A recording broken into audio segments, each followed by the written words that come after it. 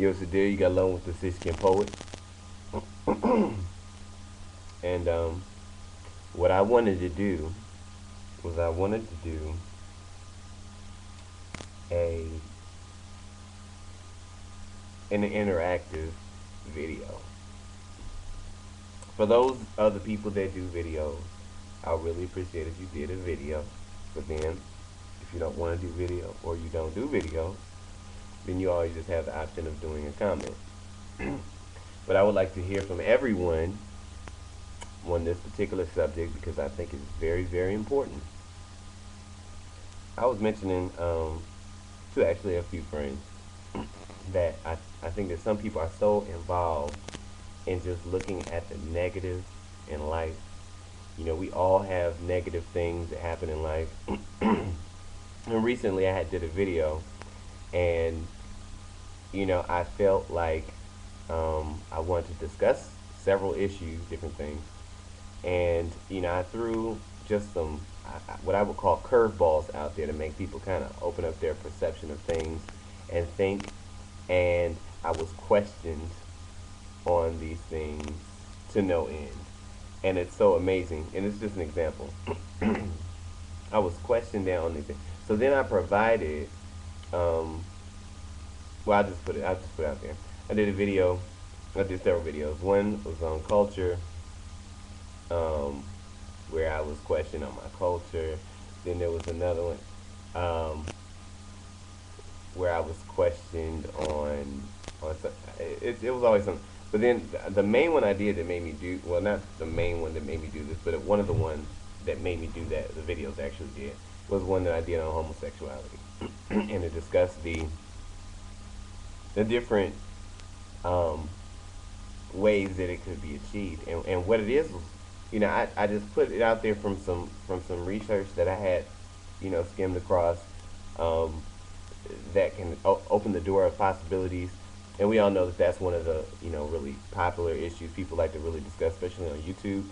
And you just have so many people that are so opinionated, but then at the same time so closed-minded that they will not accept any other alternative reasoning or method of or thought process.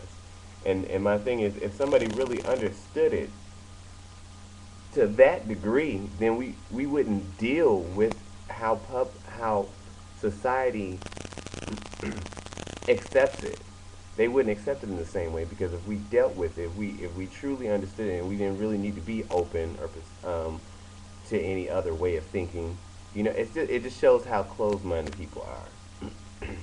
And part I think of the reason why I am the kind of person that I am is because I can listen, I can interact with anybody, I can listen to what they have to say, and if it what they have to say utilizes some form of intelligence, and that person is open-minded enough to be able to um, understand both sides of something, then it just makes it more, it makes what they're saying more credible. So I was questioned on it. So I provided evidence of research, and then I got from all the comments that I received that were, I would say, like derogatory or just attacked.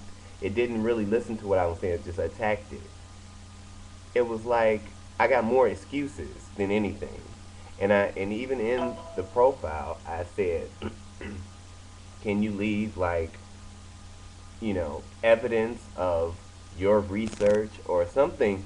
And then they had excuses for that, like, oh, that was by your opinion. It was something. I don't want to misquote, but it was always some kind of excuse. And I'm just like, well, even if you find that, certainly you can find someone who corroborates your theory, obviously, but it's just, people make excuses for it, and people just want to be negative and add that type of energy to your comments.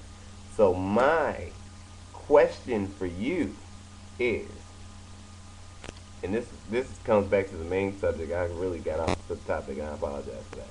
But I had just finished dealing with it. So I had a friend, or actually several friends, and they continue, and not just them, but more people are continually asked when people are trying to get to know this person, What makes you sad? Or what struggle did you have to go through? And it's kind of like this. It's like the person is trying to make them relive it. And I mean, I'm just gonna say, as a person, I deal with some motherfucking struggle on a regular basis. And the last thing I want somebody to do is rehatch that shit and ask me, can you share that with me? Can you relive it? Because I really want to know. What's your struggle? Yeah, I don't understand it. But what I'd like to do in this particular blog is I'd like for you to tell me, what was your most motivating experience? What was the happiest moment in your life? What, and now I'm not talking about uh, chilling at home or no bullshit like that. I mean, for real. What makes you the happiest? What fulfills you? What has been one of your most triumphant moments or accomplishments? And I think it's important not only to express those moments with other people and share that with other people, but to also relive that moment even in your own space. To think about positive things and turn them into reality. Because the more positive energy that you put out, the more positive energy you're going to get back. But if you're constantly surrounding yourself with negative people that just ask you, oh, what happened here? It's like people always are trying to pull you down to their level. They can't be open-minded enough to look at something that's positive and say, well, I want to change that. Then that's not really a person that's going to be uplifting to you. And imagine if, and the easy way to look at this, if for some strange reason you're wondering why I'm doing this,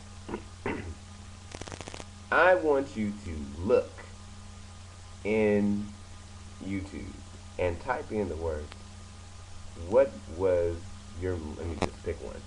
What was your most embarrassing moment? And then put in, what was your most exciting moment?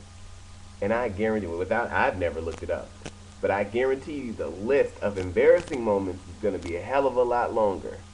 And even though the world is like that, what can we do to start changing that? What can we do to motivate people to start thinking about uplifting other people? And I think that's not really the purpose of my blog. My purpose of the blog is actually to find out what makes you happy, because I feel like that's important. It's important to have happiness, and so I look forward to hearing from you. And I guess I ought to be the first one to do that. So I think my most uplifting moment, and a lot of people are gonna hate me for this, but it's those that know me know me. And if you watch my videos, you probably know already. But my most uplifting moment is, come here, Boober. Come here. Come here, Boober. Come here, Boober. It's the day that I got my baby. Yes. Yes. That is my most uplifting moment, because she loves me unconditionally when I fuck up, right? When daddy's not on time with the dinner, when daddy don't get you outside when you need to, yeah. But she loves me anyway. But that makes me happy every time I think about her. She get on my damn nerves sometimes. But every time I think about it, she makes me happy. I don't think anything else, material or whatever, is going to be able to do what she does. And so that's the happiest moment, is when